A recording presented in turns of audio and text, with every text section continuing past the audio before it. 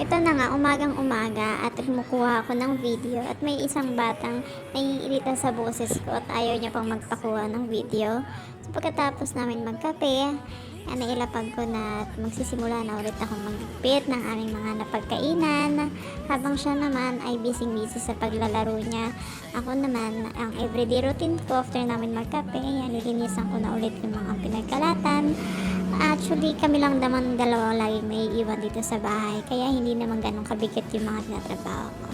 So, ito na nga. Itong araw na to ay ulan at saka malamig yung panahon. Kaya binuksan ko na rin yung ilaw para makita ko yung mga gagawin ko. At ito na nga, sinisimulan ko na ulit maghugas. Ulit talaga.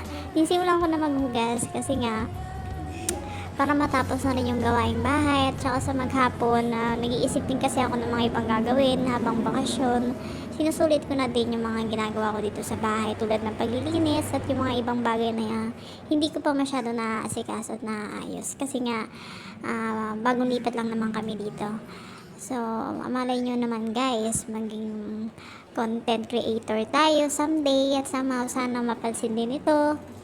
At yun na nga, sinilip ko tong isa ko. At ayan, kasi busy manood ng TV. Ito na nga, inom na tayo ng tubig at buntong hininga, isip-isip.